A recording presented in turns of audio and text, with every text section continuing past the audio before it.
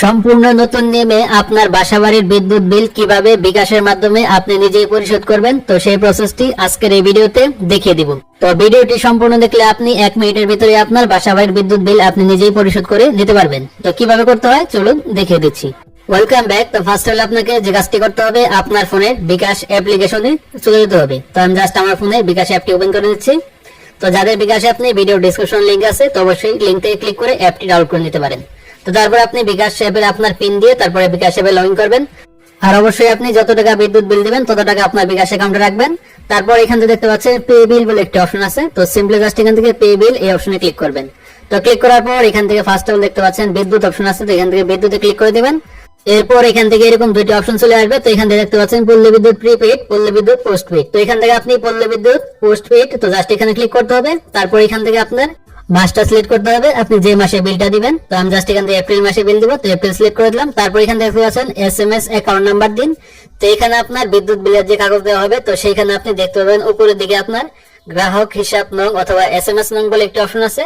তো এখান থেকে আপনার গ্রাহক হিসাব নং অথবা SMS নং, তো জাস্ট আপনাকে এই নিচে যে সংখ্যাগুলো আছে, তো এই সংখ্যাগুলো জাস্ট আপনাকে এখানে লিখে দিতে হবে। তো এখান থেকে জাস্ট আমার বিদ্যুৎ বিলের গ্রাহক হিসাব নং, তো জাস্ট এখানে আমি লিখে দিচ্ছি।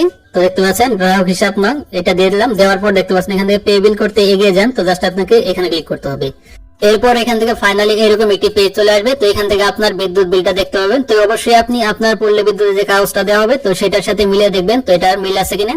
তো দেখতে পাচ্ছেন আমার 285 টাকা, তো এখানে 285 টাকা চলে আসছে, অর্থাৎ এই মাসে আমার বিল এসেছে 285 টাকা। তারপর এখানে দেখতে পাচ্ছেন পরের ধাপে যেতে ট্যাপ করুন। তো এখান থেকে জাস্ট চিহ্নতে ক্লিক করে দিবেন। তো ক্লিক করে দেওয়ার পর এখান থেকে আপনার বিকাশের পিন নাম্বারটা দিতে হবে। তো পিন নাম্বারটা দিয়ে এখানে পিন কনফার্ম করুন। তো জাস্ট এখানে ক্লিক করে দিবেন।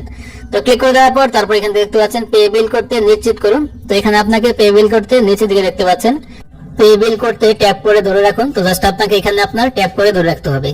তো এখানে ধরে রাখবেন। তারপর এখান থেকে কিছুক্ষণের ভিতরে দেখতে পাবেন আপনার বিদ্যুৎ বিলটি পরিশোধ হয়ে যাবে। তো এখানে দেখতে পাচ্ছেন আপনার পে বিল সফল হয়েছে, অর্থাৎ অলরেডি আমার বিদ্যুৎ বিলটি দেওয়া হয়ে গেছে। এরপর এখান থেকে নিচে থেকে দেখতে পাচ্ছেন পরবর্তী অপশন আছে। তো এখান থেকে পরবর্তী ক্লিক করবেন। তারপর এখান থেকে দেখতে পাচ্ছেন রিসিট ডাউনলোড করুন। তো এখান থেকে আপনার বিদ্যুৎ বিলের রিসিট ডাউনলোড করতে রিসিট ডাউনলোড করুন। তো জাস্ট এই বাটনে ক্লিক করে দিবেন। তো ক্লিক করে দেওয়ার পর এখান থেকে আপনার বিদ্যুৎ বিলের রিসিটটা ডাউনলোড হয়ে যাবে। তো এই ছিল প্রসেস কিভাবে বিকাশের মাধ্যমে আপনার বাসাবাড়ির পল্লী বিদ্যুৎ বিল দিতে হয়। তো ভিডিওটি এই পর্যন্ত। তো ভিডিও ভালো লাগলে অবশ্যই লাইক দিবেন, আর চ্যানেল নতুন হলে অবশ্যই চ্যানেলটি সাবস্ক্রাইব করে রাখবেন।